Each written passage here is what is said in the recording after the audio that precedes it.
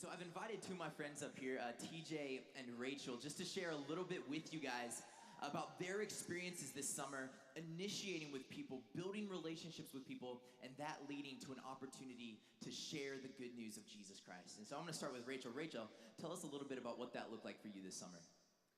Well, a couple weeks ago, we were walking around in a mall in Columbus, Ohio, and we were just going around talking to people, and I saw this lady on her phone, and I really felt like God was telling me to sit next to her for some reason. I don't know why, but I just listened to him, and I sat down next to her, and her daughter was there with her, and I started a conversation with her, and that just opened up into a whole conversation with the mom.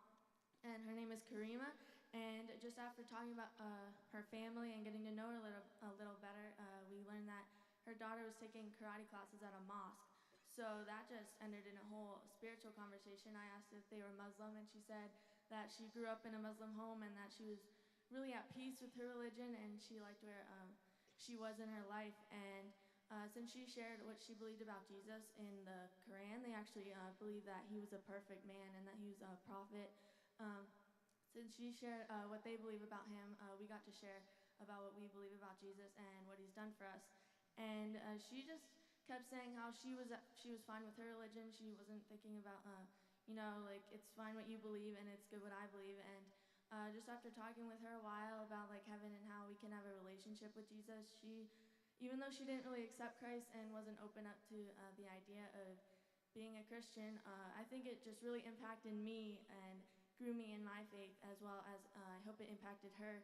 And she just kept telling me to, like, it's good to look into researching things, and so I challenged her to read the book of John, and then I would go back and look more into learning about Islam.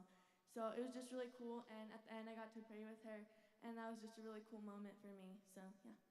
That's awesome, Rachel. Thank you.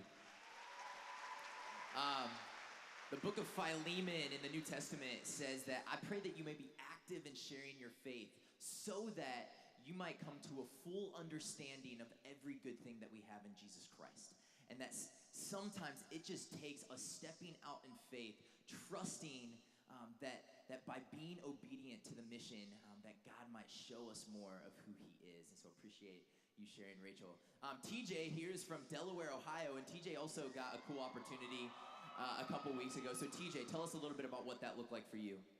Yeah, I was with Urban Hope at the time, and we were actually going to a Cambodian neighborhood to talk to the kids, do a children's program there. And while we were there, like, we got into it, and we're doing the puppets and whatnot, and so all these kids are gathered around in front of us. And there's just this one kid sitting off to the side by himself. He looked a lot older than all the other kids, so I was kind of surprised he was there. So I went over and sat by him and started talking to him, and he told me his name was Derek. And I talked to him. He's going to 8th grade, and he's a Buddhist. So it was interesting to get to talk to him about that. And I asked him if he knew who Jesus was or heard about him. He said, yeah. So I really just got to talk to him about like what he's heard and what he hasn't, and just really lay out the gospel for him. Then at the end of our programs, we do something called the cross illustration, where we tear a piece of paper one time, and through that it makes a cross, and through that illustration we get to explain the whole gospel to these kids, which is awesome. Before I sat down and tell this kid, he got up and left. So I was kind of like upset, like he just left me, like what am I gonna do? And sure enough, he comes back with one of his friends, and he's going into 8th grade too. His name was Darren. So I got to explain the cross illustration to both of them, and it was just really interesting to see how they opened up, like their mouths literally dropped when I got done explaining the gospel to them. And they wanted more, so I started telling them about miracles that Jesus performed, and then they were really freaking out. So they asked me if like they could accept Christ, and I was like, yeah. So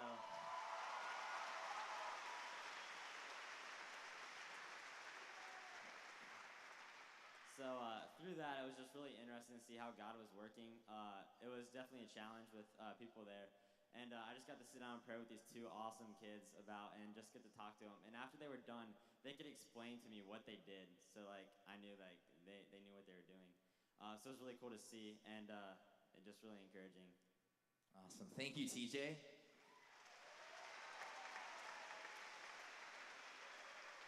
You see, the scriptures say that the same Holy Spirit that lives in these two students on stage also dwells inside you if you are a believer in Jesus Christ. And so it's one thing for us to applaud and to be encouraged by how God has moved through these two students.